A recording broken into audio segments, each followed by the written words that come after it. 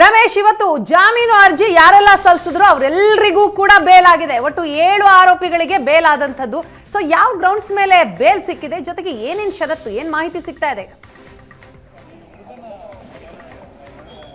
ವೀಣಾ, ಇವತ್ತು ಹೈಕೋರ್ಟ್ ಏಕಸದಸ್ಯ ಪೀಠ ನಟ ದರ್ಶನ್, ಪವಿತ್ರ ಗೌಡ ಸೇರಿದಂತೆ 7 ಜನ ಆರೋಪಿಗಳಿಗೆ ಜಾಮೀನನ್ನ ನೀಡಿ ಆದೇಶವನ್ನ ಮಾಡಿರುವಂತದ್ದು. ಅಂದ್ರೆ ಆದೇಶದ ಪ್ರತಿ ಇನ್ನಷ್ಟೇ ಸಿಗಬೇಕಾಗಿರುವಂತದ್ದು. ಯಾಕೆಂದ್ರೆ ತೆರೆದ ನ್ಯಾಯಾಲಯದಲ್ಲಿ ನ್ಯಾಯಮೂರ್ತಿಗಳಂತ ವಿಶ್ವೇಶ್ ಶೆಟ್ಟಿ ಅವರು ಆಲ್ 7 ಪಿಟಿಷನ್ಸ್ ಆರ್ ಅಲೌಡ್ ಅನ್ನುವಂಥದ್ದು ಅಷ್ಟೇ ಅವರು ಅದನ್ನ ಕೋರ್ಟ್ ಅಲ್ಲಿ ವಿಚಾರಣೆ ಮಾಡಿದ್ದು. ಅದ್ರ ಉಳಿದಂತೆ ಇನ್ನು ಆದೇಶದ ಪ್ರತಿ ಸಿಕ್ಕ ನಂತರವಷ್ಟೇ ಈ ಒಂದು ಜಾಮೀನು ಆದೇಶದಲ್ಲಿ ಏನೆಲ್ಲ ಕಂಡೀಷನ್ಸ್ ಗಳು ಇದೆ ಅನ್ನುವಂಥದ್ದನ್ನ ನೋಡ್ಬೇಕಾಗಿರುತ್ತೆ. ಸಾಮಾನ್ಯವಾಗಿ ಯಾವುದೇ ಒಂದು ಆದೇಶ ಮಾಡೋ ಸಂದರ್ಭದಲ್ಲಿ ವಿಟ್ನೆಸ್ ಗಳಿಗೆ ಥ್ರೆಟ್ ಮಾಡಬಾರ್ದು, ಇದೇ ರೀತಿ ಸಿಮಿಲರ್ ಅಫೆನ್ಸ್ ಗಳನ್ನ ಮಾಡಬಾರ್ದು, ಮತ್ತೆ ಸಾಕ್ಷಿಗಳ ಮೇಲೆ ಒತ್ತಡ ಇರಬಾರ್ದು, ಈ ರೀತಿಯಾದಂತಹ ಕಂಡೀಷನ್ಸ್ ಇದೇ ಇರ್ತದೆ. ಅದರ ಜೊತೆಗೆ ಸ್ಪೆಷಲ್ ಕಂಡೀಷನ್ಸ್ ಏನಾದ್ರು ಹಾಕಿದಾರ ಅನ್ನುವಂಥದ್ದು. ಯಾಕೆಂದ್ರೆ ಮಧ್ಯಂತರ ಜಾಮೀನು ಕೊಡುವಂತ ಸಂದರ್ಭದಲ್ಲಿ ದರ್ಶನ್ಗೆ ಬೆಂಗಳೂರು ಬಿಟ್ಟು ಹೋಗಬಾರ್ದು, ಅಂದ್ರೆ ಸೆಷನ್ ಕೋರ್ಟ್ ನ ಜೂರಿಸ್ಡಿಕ್ಷನ್ ಬಿಟ್ಟು ಹೋಗಬಾರ್ದು ಅನ್ನುವಂತ ಕಂಡೀಷನ್ಸ್ ಇತ್ತು. ಆ ಕಂಡೀಷನ್ ಕಂಟಿನ್ಯೂ ಆಗುತ್ತಾ ಇಲ್ವಾ ಅನ್ನೋದನ್ನ ಕಾದ್ ನೋಡ್ಬೇಕಾಗಿರುವಂತದ್ದು. ಯಾಕಂದ್ರೆ ಅಧಿಕೃತ ಆದೇಶದ ಪ್ರತಿ ಸಿಕ್ಕ ನಂತರವಷ್ಟೇ ಏನೆಲ್ಲ ಕಂಡೀಷನ್ಸ್ ಗಳು ಇದೆ ಅನ್ನುವಂಥದ್ದನ್ನ ನಾವು ನೋಡ್ಬೇಕಾಗಿರುವಂತದ್ದು. ಸೊ ಈ ಒಂದು ಪ್ರಕರಣದಲ್ಲಿ ನಟ ದರ್ಶನ್ಗಾಗ್ಲಿ ಅಥವಾ ಇತರೆ 7 ಜನ ಆರೋಪಿಗಳು ಏನಿದ್ದಾರೆ ಅದರಲ್ಲಿ ನೇರವಾಗಿ ಕೃತ್ಯದಲ್ಲಿ ಭಾಗಿಯಾಗಿದ್ದಾರೆ ಸಂಬಂಧಪಟ್ಟಂತೆ ಪೊಲೀಸರು ಮತ್ತೆ ಪ್ರಾಸಿಕ್ಯೂಷನ್ ಕೋರ್ಟ್ ಮುಂದೆ ಒಂದಷ್ಟು ವಾದವನ್ನ ಮಂಡಿಸಿತ್ತು. ಅಂದ್ರೆ ಅಷ್ಟು ಜನರು ಒಂದು ಸಂಚನ್ನ ರೂಪಿಸಿ ಕಿಡ್ನಾಪ್ ಅನ್ನ ಮಾಡಿದ್ದಾರೆ, ಅದರ ಜೊತೆಗೆ ಕೊಲೆ ಮಾಡಿದ್ದಾರೆ, ಸಾಕ್ಷ್ಯನಾಶ ಮಾಡುವಂತ ಪ್ರಯತ್ನಗಳನ್ನ ಮಾಡಲಾಗಿದೆ ಅನ್ನುವಂಥದ್ದು.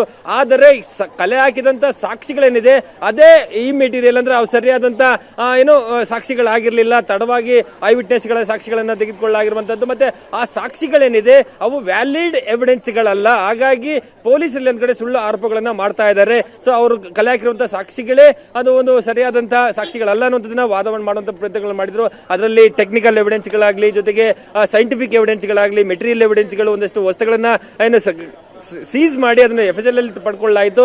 ಅದರಲ್ಲಿಯೂ ಕೂಡ ಸಾಕಷ್ಟು ಲೋಪದೋಷಗಳಿದೆ ಅನ್ನುವಂಥದ್ದು ವಾದವನ್ನ ಮಾಡಿದ್ರು. ಆದ್ರೆ ಅಂತಿಮವಾಗಿ ಇಲ್ಲಿ ಒಂದ್ ಕಡೆ ಡಿಲೇ ಆಫ್ ಸ್ಟೇಟ್ಮೆಂಟ್ ತೆಗೆದುಕೊಳ್ಳುವಂತದ್ದು ಐ ವಿಟ್ನೆಸ್ಗಳು ಅಲ್ಲಿ ಇಲ್ಲೊಂದ್ ಕಡೆ ಆರೋಪಿಗಳಿಗೆ ವರ ಆಗಿರೋದೇ ಮೇಲ್ನೋಟ ಕಾಣ್ತಾ ಇರುವಂತದ್ದು. ನಮ್ಮ ಜೊತೆ ಮತ್ತೊಬ್ಬರು ವಕೀಲರು ಈ ಒಂದು ಪ್ರಕರಣದ ನಾಗರಾಜ್ ಏನಿದ್ದಾರೆ, ನಾಗರಾಜ್ ದರ್ಶನ್ ನ ಮ್ಯಾನೇಜರ್, ಅವರ ಪರವಾಗಿ ವಾದ ಮಾಡಿದಂತಹ ಮತ್ತೆ ಅವ್ರ ಪರ ವಕಾಲತ್ತನ್ನು ವಹಿಸಿದಂತಹ ಲಕ್ಷ್ಮೀಕಾಂತ್ ವಕೀಲರು ನಮ್ಮ ಜೊತೆ ಇದ್ದಾರೆ. ಇವತ್ತಿನ ಆದೇಶ ಏನಿದೆ ಇದು ನಿರೀಕ್ಷಿತ. ಯಾಕೆಂದ್ರೆ ಪ್ರಾಸಿಕ್ಯೂಷನ್ ಕೂಡ ತುಂಬಾ ಗಂಭೀರವಾಗಿ ವಾದ ಮಾಡಿತ್ತು. ಗಂಭೀರವಾದ ಸಾಕ್ಷಿಗಳನ್ನ ಕೋರ್ಟ್ ಮುಂದೆ ಇಡುವ ಮೂಲಕ ಇಲ್ಲ ಈ ಆರೋಪಿಗಳಿಗೆ ಜಾಮೀನು ಕೊಡಬಾರದು ಅನ್ನುವಂಥದ್ದು. ನಿಮ್ಮ ವಾದವು ಅಷ್ಟೇ ಇತ್ತು, ಆದ್ರೆ ಜಾಮೀನು ಆಗುತ್ತೆ ಅನ್ನುವಂಥ ಎಷ್ಟು ನಿರೀಕ್ಷೆ ಇತ್ತು, ಮತ್ತೆ ಯಾವ ಗ್ರೌಂಡ್ಸ್ ನಿಮಗೆ ಹೆಲ್ಪ್ ಆಗಿದೆ ಅನ್ನೋದು? ನೋಡಿ, ಆರೋಪಿ ಪರ ವಕಾಲತ್ ವಹಿಸಿದ ಮೇಲೆ ನಾವು ಬೇಲ್ ಸಿಗುತ್ತೆ ಅಂತಾನೆ ನಾವು ನಿರೀಕ್ಷೆ ಇದ್ದಿದ್ದು ಬೇಲ್ ಸಿಗುತ್ತೆ ಅಂತಾನೆ. ಮತ್ತು ನೀವು ಆಗ್ಲೇ ಕೇಳಿದಾಗೆ ಯಾವ ಗ್ರೌಂಡ್ಸು ಅನ್ನೋದು ಪ್ರತ್ಯಕ್ಷ ಸಾಕ್ಷಿಗಳಂತ ಏನು ತೋರಿಸಿದ್ರು ಅಭಿಯೋಜಕರು, ಅವರ ಸ್ಟೇಟ್ಮೆಂಟ್ಗಳು ಏನು ರೆಕಾರ್ಡ್ ಮಾಡಿದ್ರು ಅದರಲ್ಲಿ ಡಿಲೇ ಇದ್ದಿದ್ದು ಮೊದಲನೇ ಗ್ರೌಂಡು. ಮತ್ತು ಈ ಪ್ಲಾಂಟೆಡ್ ರಿಕವರೀಸ್, ಈ ಬಟ್ಟೆಗಳು ಮತ್ತು ಚಪ್ಪಲಿಗಳು, ಶೂಸ್ಗಳ ಮೇಲೆ ಬ್ಲಡ್ ಇರೋವಂಥದ್ದು, ಈ ಎಲ್ಲ ವಾದಗಳನ್ನ ಪರಿಗಣಿಸಿ ಮಾನ್ಯ ನ್ಯಾಯಾಲಯ ಇವತ್ತು ನಮಗೆ ಈ ಜಾಮೀನನ್ನು ನೀಡಿದೆ. ದರ್ಶನ್ ಪ್ರಮುಖವಾದಂತ ಪಾತ್ರ ವಹಿಸಿದ್ದಾರೆ ಅನ್ನೋದು ಪ್ರಾಸಿಕ್ಯೂಷನ್ ಪೊಲೀಸ್. ಅವರು ಇದ್ದ ಜೊತೆಗೆ ಲಕ್ಷ್ಮಣ್ ಆಗ್ಲಿ, ನಾಗರಾಜ್ ಆಗ್ಲಿ ಪ್ರಮುಖವಾಗಿದ್ರು, ಮತ್ತೆ ಅವರು ಕೂಡ ಅಸಾಲ್ಟ್ ಮಾಡಿದ್ರು ಅನ್ನುವಂಥದ್ದು ಐ ವಿಟ್ನೆಸ್ ಗಳು ಹೇಳ್ತದೆ. ಮತ್ತೆ ಒಂದಷ್ಟು ಟೆಕ್ನಿಕಲ್ ಎವಿಡೆನ್ಸ್ ಗಳು ಕೂಡ ಆ ಸಂದರ್ಭದಲ್ಲಿ ಅವರೆಲ್ಲ ಇದ್ರು ಅನ್ನುವಂಥದ್ದು. ಅದನ್ನ ಹೆಂಗೆ ನೀವು ಓವರ್ಕಮ್ ಮಾಡಿದ್ರಿ ಕೋರ್ಟ್ ಮುಂದೆ? ಅದೇ ಪ್ರತ್ಯಕ್ಷ ಸಾಕ್ಷಿಗಳನ್ನ ಹೇಳಿಕೆಗಳನ್ನ ಏನು ವಿಳಂಬವಾಗಿ ಪಡೆಯಲಾಗಿದೆ ಅದೇ ಮುಖ್ಯ ಕಾರಣ ಆಗ್ತದೆ. ಈ ಸರ್ವೋಚ್ಚ ನ್ಯಾಯಾಲಯದ ಸುಮಾರು ಆದೇಶಗಳಲ್ಲಿ ಒಂದು ದಿನದ ಡಿಲೇನೂ ಸಹ ಫೇಟಲ್ ಕೇಸ್ ಆಫ್ ದಿ ಪ್ರಾಸಿಕ್ಯೂಷನ್ಗೆ ಫೇಟಲ್ ಅಂತ ಹೇಳ್ತಾರೆ. ಸೊ ಇದರಲ್ಲಿ 8 ದಿವಸ, 10 ದಿವಸ, 12 ದಿವಸ ಡಿಲೇ ಇತ್ತು I witnesses statements. So planted witnesses ಆಗ್ತಾರೆ ಅವ್ರದ್ದು ಈ ಇಂಜುರೀಸ್ ಪೋಸ್ಟ್ ಮಾರ್ಟಮ್ ರಿಪೋರ್ಟ್ ಬಂದ ನಂತರ ಇಂಜುರೀಸ್ನ ಮ್ಯಾಚ್ ಮಾಡೋದಕ್ಕೋಸ್ಕರ ಐ ವಿಟ್ನೆಸ್ ಸ್ಟೇಟ್ಮೆಂಟ್ ಡಿಲೇ ಆಗಿ ರೆಕಾರ್ಡ್ ಮಾಡಿದ್ದಾರೆ ಅಂತ ನಮ್ಮ ವಾದ ಇತ್ತು. ಅದನ್ನು ಸೂಕ್ತವಾಗಿ ಪರಿಗಣಿಸಿ ಇವತ್ತು ಮಾನ್ಯ ನ್ಯಾಯಾಲಯ ನಮ್ಗೆ ಆದೇಶ. ಕಂಡೀಷನ್ ಬಗ್ಗೆ ಏನಾದರೂ ಮಾಹಿತಿ ಸಿಗ್ತದೆ? ಬೇಲ್ ಕಂಡೀಷನ್ಸ್ ಇವಾಗ ನಮ್ಗಿನ್ನ ಎಕ್ಸಾಕ್ಟ್ ಕಂಡೀಷನ್ಸ್ ಗೊತ್ತಿಲ್ಲ ಸರ್.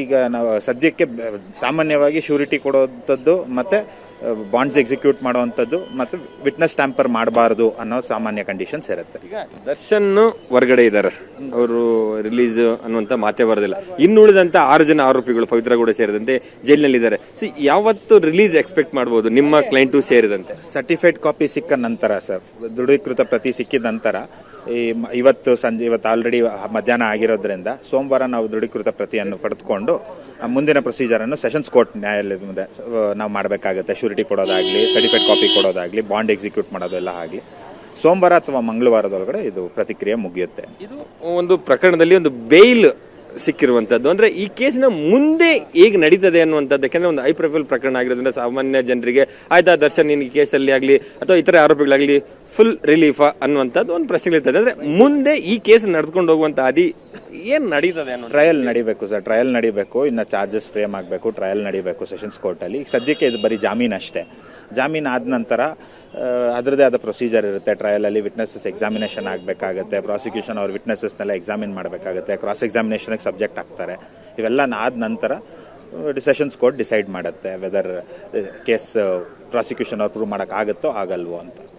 ಅದ್ರ ಜೊತೆಗೆ ಇನ್ನೂ ಒಂದು ಪ್ರಶ್ನೆ, ಎಷ್ಟು ದಿನ ಆಗ್ಬೋದು ಈ ಟ್ರಯಲ್ ಕನ್ಕ್ಲೂಡ್ ಆಗ್ಲಿಕ್ಕೆ ಅನ್ನುವಂಥದ್ದು? ಯಾಕೆಂದ್ರೆ ಸಾಮಾನ್ಯವಾಗಿ ಒಂದು ಪೊಲೀಸ್ ಪ್ರಾಸಿಕ್ಯೂಷನ್ ಹೇಳ್ತಾ ಇದೆ ಒಂದು ಫಾಸ್ಟ್ ಟ್ರ್ಯಾಕ್ ಕೋರ್ಟ್ ಮಾಡಲಿಕ್ಕೆ ನಾವು ರಿಕ್ವೆಸ್ಟ್ ಮಾಡ್ತೀವಿ ಅಂತ. ಐದರ್ ಫಾಸ್ಟ್ ಟ್ರ್ಯಾಕ್ ಕೋರ್ಟ್ ಆದರೆ ಅಥವಾ ಆಗದೆ ನಾರ್ಮಲ್ ಪ್ರೊಸೀಜರ್ ಆದ್ರೂ ಕೂಡ ಎಷ್ಟು ಸಮಯ ತೆಗೆದುಕೊಳ್ಬಹುದು ಈ ಒಂದು ಟ್ರಯಲ್ ಮುಗಿಲಿಕ್ಕೆ? ಅದು ಈ ಸಿಚುವೇಶನ್ ಹೇಳೋದಕ್ಕೆ ಬರಲ್ಲ ಸರ್. ಆ ವಿಟ್ನೆಸಸ್ ಹೇಗೆ ಮಿನಿಮಮ್ ಮ್ಯಾಕ್ಸಿಮಮ್ ಅನ್ನೋದು ಆ ಥರ ಯಾವುದೂ ಇಲ್ಲ. 6 ತಿಂಗಳಲ್ಲೇ ಮುಗಿಬೋದು, ವರ್ಷದಲ್ಲೇ ಮುಗಿಬಹುದು.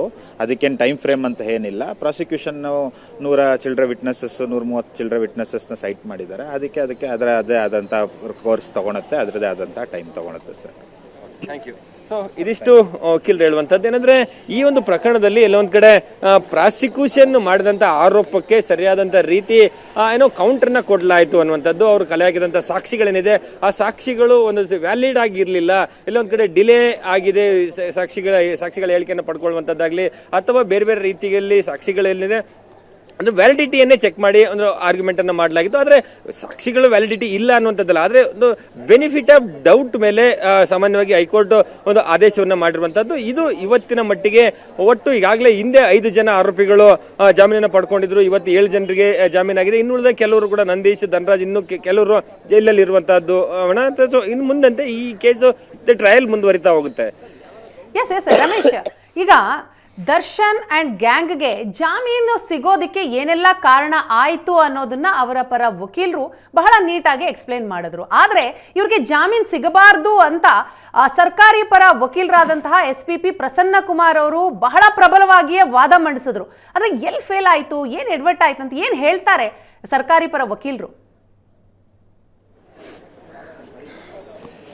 ವೀಣಾ, ಅಂದ್ರೆ ಈ ಆದೇಶ ಬಂದ ನಂತರ ಸರ್ಕಾರಿ ಪರ ವಕೀಲರಾಗ್ಲಿ ಪೊಲೀಸರಾಗ್ಲಿ ಏನು ಯಾವುದೇ ಅಧಿಕೃತ ಪ್ರತಿಕ್ರಿಯೆ ಅನ್ನುವಂಥದ್ದು ಸಿಕ್ಕಿಲ್ಲ. ಆದ್ರೆ ಸಾಮಾನ್ಯವಾಗಿ ಯಾವುದೇ ಒಂದು ಕ್ರೈಮ್ ಕೇಸು ದಾಖಲಾದ ನಂತರ ಆದಷ್ಟು ಆರೋಪಿಗಳನ್ನ ಜೈಲಿನಲ್ಲೇ ಇಡಬೇಕು ಅನ್ನುವಂಥದ್ದು, ಮತ್ತೆ ಅವರು ಹೊರಗಡೆ ಇದ್ದಿದ್ದೇ ಆದಲ್ಲಿ ಈ ಒಂದು ಪ್ರಕರಣದಲ್ಲಿ ಬೇರೆ ಬೇರೆ ರೀತಿಯಾದ ವ್ಯತಿರಿಕ್ತ ಪರಿಣಾಮಗಳಾಗಬಹುದು ಅನ್ನೋ ನಿಟ್ಟಿನಲ್ಲಿ ಅವ್ರನ್ನ ಒಳಗಡೆ ಇಡ್ಲಿಕ್ಕೆ ಒಂದಷ್ಟು ಪ್ರಯತ್ನಗಳನ್ನ ಮಾಡ್ತಾರೆ. ಒಂದು ಮರ್ಡರ್ ಕೇಸ್ಗಳಲ್ಲಿ ಅಂದ್ರೆ ಗಂಭೀರವಾದ ಚಾರ್ಜ್ ಶೀಟ್ ಆಗುವವರೆಗೆ ಮತ್ತೆ ಅದಾದ ಸ್ವಲ್ಪ ದಿನದವರೆಗೆ ಜೈಲಿನಲ್ಲಿರುವಂಥದ್ದು, ಆಮೇಲೆ ರಿಲೀಸ್ ಮಾಡಿಸುವಂಥದ್ದು ಒಂದಷ್ಟು ಪ್ರಯತ್ನಗಳು ನಡೀತದೆ. ಆ ನಿಟ್ಟಿನಲ್ಲಿ ಇಲ್ಲಿ ಈ ಪ್ರಕರಣದಲ್ಲಿಯೂ ಕೂಡ ಪ್ರಾಸಿಕ್ಯೂಷನ್ ಅಂದ್ರೆ ಪೊಲೀಸರು ಕಲೆ ಆಗಿರುವಂತಹ ಸಾಕ್ಷಿಗಳಿದೆ, ಔಟ್ಸ್ಟ್ಯಾಂಡಿಂಗ್ ಎವಿಡೆನ್ಸ್ಗಳಿದೆ ಅನ್ನುವಂಥದ್ದು. ಮತ್ತೆ ಯಾಕೆಂದ್ರೆ ಅವರು ಏನೋ ಪವಿತ್ರ ಗೌಡಳಿಗೆ ಅಂದ್ರೆ ರೇಣುಕಾ ಸ್ವಾಮಿಗೆ ಮೆಸೇಜ್ ಮಾಡ್ಲಿಕ್ಕೆ ಶುರು ಮಾಡಿದಿಂದ ಯಾವ ರೀತಿಯಾದಂತಹ ಸಂಚನ್ನು ರೂಪಿಸಿದ್ರು, ಅದು ಜೂನ್ 6ರಿಂದ 8ನೇ ತಾರೀಕುವರೆಗೆ ಏನೆಲ್ಲ ಪ್ಲಾನ್ ಮಾಡಲಾಗಿತ್ತು, ಕಿಡ್ನಾಪ್ ಮಾಡ್ಕೊಂಡು ಬಂದ ನಂತರ ಯಾರೆಲ್ಲ ಬಂದ್ರು, ಯಾರು ಅಲ್ಲೇನ ಮಾಡಿದ್ರು, ಅದಕ್ಕೆ ಸಂಬಂಧಪಟ್ಟಂತೆ CCTV ವಿಡಿಯೋಗಳಾಗ್ಲಿ ಅಥವಾ ಟೆಕ್ನಿಕಲ್ ಎವಿಡೆನ್ಸ್ಗಳಾಗ್ಲಿ ಐ ವಿಟ್ನೆಸ್ಗಳಾಗ್ಲಿ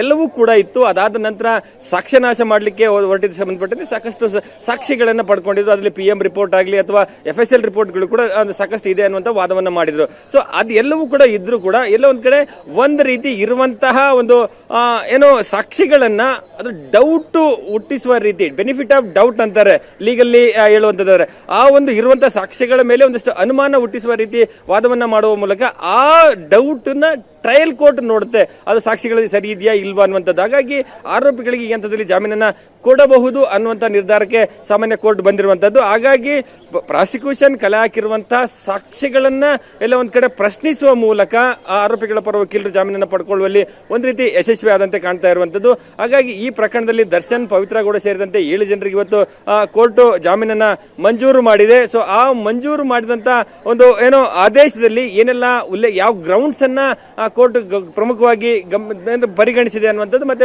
ಏನ್ ಕಂಡೀಷನ್ಸ್ ಗಳು ಹಾಕಿದೆ ಅನ್ನುವಂಥದ್ದನ್ನ ಕೋರ್ಟಿನ ಅಧಿಕೃತ ಆದೇಶ ಪ್ರತಿ ಸಿಕ್ಕ ನಂತರವೇ ಗೊತ್ತಾಗಬೇಕಾಗಿರುವಂತದ್ದು ವೀಣಾ. ಸೊ ಇಲ್ಲಿ ಈ ಒಂದು ಪ್ರಕರಣದಲ್ಲಿ ಜಾಮೀನು ಸಿಗುತ್ತಾ ಇಲ್ವಾ ಅನ್ನೋದು, ಯಾಕೆಂದ್ರೆ ಸಿನಿಮಾ ಸ್ಟಾರ್ ಒಂದಷ್ಟು ಜನ ಫಾಲೋಯಿಂಗ್ ಇರುವಂತ ಅಭಿಮಾನಿಗಳನ್ನ ಒಳಗೊಂಡಂತ ಒಬ್ಬ ಸ್ಟಾರ್ ಈ ರೀತಿಯಾದ ಕೊಲೆ ಪ್ರಕರಣದಲ್ಲಿ ಭಾಗಿಯಾದಂತ ಸಂದರ್ಭದಲ್ಲಿ ಇಡೀ ರಾಜ್ಯ ಗಂಭೀರ ಪ್ರಕರಣ ಆಗಿತ್ತು ರಮೇಶ್. ಹಾಗಾಗಿನೇ ಬೇಲ್ ಸಿಗೋದಕ್ಕೂ ಕೂಡ ಇಷ್ಟೊಂದು ತಡ ಆಗಿತ್ತು, ವಿಳಂಬ ಆಗಿತ್ತು. ಸೊ ಈಗ ಬೇಲ್ ಸಿಕ್ಕಿದೆ, ಹೌದು. ದರ್ಶನ್ ಏನೋ ಹೊರಗಡೆ ಇದ್ದಾರೆ, ಅವ್ರಿಗೆ ಬಿಡುಗಡೆಯ ಮಾತೆ ಬರೋದಿಲ್ಲ. ಇನ್ನುಳಿದಂತಹ ಅಂದ್ರೆ ಪವಿತ್ರ ಗೌಡ ಸೇರಿದ ಹಾಗೆ ಇನ್ನುಳಿದಂತಹ ಆರೋಪಿಗಳು ಇನ್ನೂ ಕೂಡ ಜೈಲಿನಲ್ಲಿದ್ದಾರೆ. ಸೊ ಯಾವಾಗ ಸರ್ಟಿಫೈಡ್ ಕಾಪಿ ಸಿಗತ್ತೆ, ಯಾವಾಗ ಅವ್ರು ಇವತ್ತೇ ಹೊರಬರೋ ಸಾಧ್ಯತೆಗಳು ಕಂಡು ಬರ್ತಾ ಇದೆಯಾ, ಹೇಗೆ? ವೀಣಾ, ಇವತ್ತು ಹೊರಗಡೆ ಬರ್ಲಿಕ್ಕಂತೂ ಸಾಧ್ಯನೇ ಇಲ್ಲ. ಯಾಕೆಂದ್ರೆ ಹೈಕೋರ್ಟ್ನ ಸರ್ಟಿಫೈಡ್ ಕಾಪಿ ಇವತ್ತು ಸಂಜೆ ಒಳಗಾಗಿ ಸಿಗಬಹುದು. ಸಿಕ್ಕ ನಂತರ ಏನೋ ಅದನ್ನ ಅಂದ್ರೆ ಜುರಿಡಿಕ್ಷನಲ್ ಕೋರ್ಟ್ಗೆ ಅಂದ್ರೆ ಸೆಷನ್ ಕೋರ್ಟ್ಗೆ ತೆಗೆದುಕೊಂಡು ಹೋಗಿ ಅಲ್ಲಿಂದ ರಿಲೀಸ್ ಆರ್ಡರ್ನ ಪಡ್ಕೊಳ್ಬೇಕಾಗತ್ತೆ. ಆ ಎಲ್ಲ ಕೆಲಸಗಳು ಇವತ್ತಾಗ್ಲಿಕ್ಕೆ ಸಾಧ್ಯನೇ ಇಲ್ಲ. ಯಾಕೆಂದ್ರೆ ಈಗ ಆದೇಶ ಪ್ರನೌನ್ಸ್ ಆಗಿರುವಂತದ್ದೇನಿದೆ ಅದರ ಅಧಿಕೃತ ಪಟ್ಟಿಯನ್ನು ಪಡ್ಕೊಂಡು ಅದನ್ನ ಸೆಷನ್ ಕೋರ್ಟ್ ಮುಂದೆ ಹೋಗಿ ಅಲ್ಲಿ ಏನಾದ್ರು ಕಂಡೀಷನ್ಸ್ಗಳಿದ್ರೆ, ಸಾಮಾನ್ಯವಾಗಿ ಬಾಂಡ್ ಅಥವಾ ಶ್ಯೂರಿಟಿಯನ್ನು ಕೊಡಬೇಕು ಅನ್ನುವಂಥದ್ದು ಏನಾದರೂ ಕಂಡೀಷನ್ಸ್ ಇದ್ರೆ ಅದನ್ನೆಲ್ಲ ಫುಲ್ಫಿಲ್ ಮಾಡಿ ಇವತ್ತೇ ರಿಲೀಸ್ ಮಾಡಿಸುವಂಥದ್ದು ಸಾಮಾನ್ಯ ಕಷ್ಟ ಆಗುತ್ತೆ. ಆದರೆ ಅವರ ಪರ ವಕೀಲರು ಹೇಳ್ತಾ ಇದ್ದಾರೆ, ಯಾಕೆಂದ್ರೆ ಇವತ್ತು ಸರ್ಟಿಫಿಕೇಟ್ ಕಾಪಿ ತೆಗೆದುಕೊಂಡು ಅಲ್ಲಿರುವಂಥ ಕಂಡೀಷನ್ ಫುಲ್ಫಿಲ್ ಮಾಡಿ ಸಾಮಾನ್ಯ ಸೋಮವಾರ, ಯಾಕೆಂದ್ರೆ ನಾಳೆ ರಜೆ, ಶನಿವಾರ ಮತ್ತೆ ನಾಡಿದ್ದು ರಜೆ, ಕೋರ್ಟ್ನಲ್ಲಿ ಸರ್ಟಿಫಿಕೇಟ್ ಕಾಪಿ ಸಿಗದೇ ಇದ್ರೆ ಹಾಗಾಗಿ ಸೋಮವಾರದ ನಂತರ ರಿಲೀಸ್ ಆಗುವಂಥ ಸಾಧ್ಯತೆಗಳು ಮೇಲ್ನೋಟಕ್ಕೆ ಕಂಡು ಬರ್ತಾ ಇರುವಂತಹದ್ದು. ಗುಣ, ಥ್ಯಾಂಕ್ ಯು ರಮೇಶ್ ತಮ್ಮ ಮಾಹಿತಿಗಾಗಿ.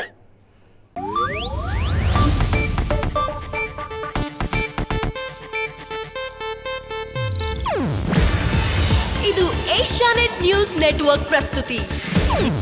ನೀವು ನೋಡ್ತಿದ್ದೀರಾ ಏಷ್ಯಾನೆಟ್ ಸುವರ್ಣ ನ್ಯೂಸ್.